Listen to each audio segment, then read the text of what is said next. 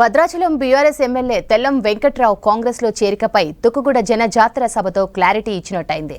Assembly ఎన్నికల్లో BRS ఎమ్మెల్యేగా గెలిచిన తెల్లం వెంకట్రావు ఆ తర్వాత ఆ పార్టీకి దూరంగా ఉంటున్నారు.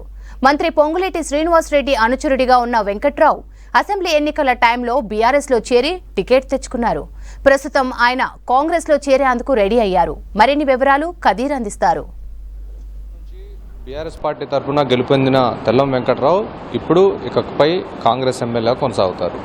ఎందుకు అనంటే అతను బీఆర్ఎస్ పార్టీ నుంచి గెలుపొందినా కానీ ఏనాడు కూడా బీఆర్ఎస్ కార్యక్రమాల్లో అటెండ్ కాలేదు. దాంతోపాటుగా ప్రతి కాంగ్రెస్ కార్యక్రమంలో అతను పాల్గొంటున్నారు. పార్టీ అధికార కార్యక్రమాల్లో కానివ్వండి, అనధికారిక కార్యక్రమాల్లో, అన్ని కార్యక్రమాల్లో కూడా తెల్లం వెంకట్రావు పార్టిసిపేట్ చేస్తూ ఉన్నారు. ప్రధానంగా అక్కడున్న నాయకుల ద్వారా అతను పార్టీలో కండవ కప్పుకొని చేరలేదు, కానీ ఖచ్చితంగా అతను కాంగ్రెస్ పార్టీలోనే ఉంటున్నట్లుగా విలేకరులు అడిగినప్పుడు కూడా ఖచ్చితంగా మీరు ఏది భావిస్తే అదే అని చెప్పేసి తెల్లం వెంకట్రావు సమాధానం కూడా చెప్తా ఉన్నారు.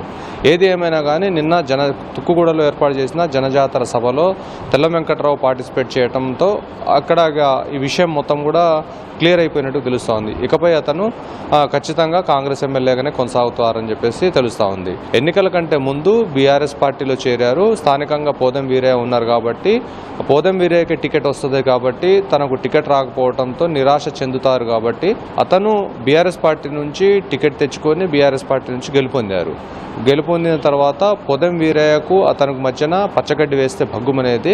అలాంటి క్రమంలో అతను పొదెం వీరయ్య తెల్లం వెంకట్రావు చేరికకు అడ్డం పడుతున్నట్టుగా తెలుస్తూ ఉంది. ప్రస్తుతం బీఆర్ఎస్ పార్టీ కూడా దీనిపైన ఎటువంటి ఖండన ఇవ్వటం లేదు, ఎవరు కూడా స్పందించటం లేదు. ఈరోజు భద్రాద్రి కొత్తగూడెం జిల్లా బీఆర్ఎస్ అధ్యక్షుడిగా ఉన్న రేగా కాంతారావుతో మాట్లాడితే అతను చెప్పిన వర్షన్ ఏంటంటే ఖచ్చితంగా తెల్లం వెంకట్రావు పైన చర్యలు ఉంటాయి, మేము లీగల్గా ఎలా అప్రోచ్ అవ్వాలనే దానిపైన కూడా తర్జన భర్జన అవుతున్నాం, కోర్టుని ఖచ్చితంగా మేము ఆశ్రయిస్తాం, కోర్టు ఆశ్రయించిన తర్వాత కోర్టు ఇచ్చే తీర్పుని బట్టి మా నిర్ణయం ఉండబోతుంది. ఇప్పటికే కేటీఆర్ నోటీసులో ఈ విషయాన్ని పెట్టాము. గతంలో కూడా మొన్న ఈ మధ్యకాలంలో జరిగిన భద్రాద్రి కొత్తగూడెం జిల్లాలో డబుల్ బెడ్రూమ్ల ఇండ్లకు సంబంధించిన కార్యక్రమం ప్రారంభోత్సవం జరిగింది.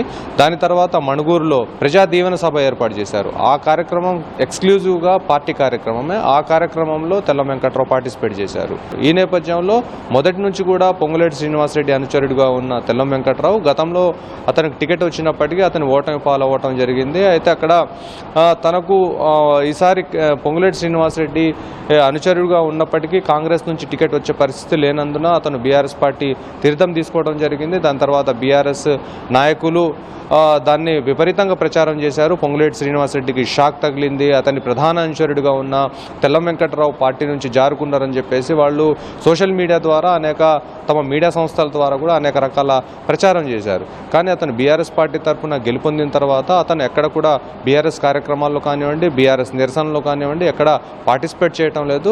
ఆయన ప్రతి ఒక్క కార్యక్రమం కాంగ్రెస్ పార్టీ ఎప్పుడు నిర్వహిస్తే ఆ కార్యక్రమంలో పార్టిసిపేట్ అవుతా ఉన్నారు. అయితే 10 స్థానాలు ఖమ్మం జిల్లాలో కాంగ్రెస్ సంబంధించిన ఎమ్మెల్యేలే ఇకపై ఉన్నారు.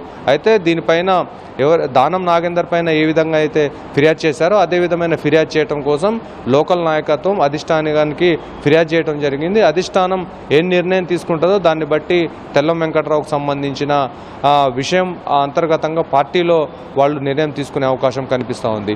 ఏది ఏమైనా కానీ తుక్కుగూడ వేదికగా తెల్లం వెంకట్రావు తాను కాంగ్రెస్ ఎమ్మెల్యేనే అనేది ఆయన తేటతెల్లం చేశారు. దాంతో అక్కడ ఉన్న వర్గాల్లో అందరిలో కూడా హర్షం వ్యక్తమవుతా ఉంది. తెల్లం వెంకట్రావు ఒకవేళ పార్టీ సభ్యత్వానికి అదేవిధంగా ఎమ్మెల్యే పదవికి రాజీనామా చేసినట్లయితే ఆ రాజీనామా ఆమోదం పొందుతుందా స్పీకర్ వద్ద లేదా అనేది తర్వాయి విషయం. కానీ అసలు ముందుగా అతను రాజీనామా సమర్పించకుండా డైరెక్ట్గా కాంగ్రెస్కు సంబంధించిన కార్యక్రమాల్లో అధికారికంగా పాల్గొంటున్నారు. దాంతో స్థానికంగా ఉన్న బీఆర్ఎస్ నాయకత్వం ఆగ్రహంగా కనిపిస్తూ ఉంది. ఇక్కడ ఎవరైతే కాంగ్రెస్ నాయకులు ఉన్నారో వాళ్ళైతే సంతోషాన్ని వ్యక్తం చేస్తున్న పరిస్థితి. ఇక్కడ మళ్ళీ పొదెం వీరయ్యకు సంబంధించిన ఒక వర్గం మాత్రం కొంత అసంతృప్తితో ఉంది. ఇతను కాంగ్రెస్కి వస్తే ఒకవేళ పొదెం వీరయ్య పరిస్థితి ఏంటి, ఇక్కడ లోకల్లో ఇన్ని రోజుల నుంచి పొదెం వీరయ్యని కాంగ్రెస్ క్యాడర్ని మేము నమ్ముకొని ఉన్నాం, ఇప్పుడు తెల్లం వెంకట్రావుతో వచ్చే క్యాడర్ ఒకవేళ వాళ్ళకి పదవులు ఇవ్వాల్సి వస్తే వాళ్ళకి ఇవ్వాల్సి ఉంటుంది కాబట్టి వాళ్ళు కొంత అసంతృప్తిని వ్యక్తం చేస్తున్న పరిస్థితి కనిపిస్తూ ఉంది. ఏది ఏమైనా ఈ 2 సభల ద్వారా తెల్లం వెంకట్రావు తాను కాంగ్రెస్ ఎమ్మెల్యే అనేది చాలా క్లియర్ ఇండికేషన్స్ ఇచ్చారు. ఇది మొత్తంగా తెల్లం వెంకట్రావుకు సంబంధించిన అంశం. ఓ టు స్టూడియో.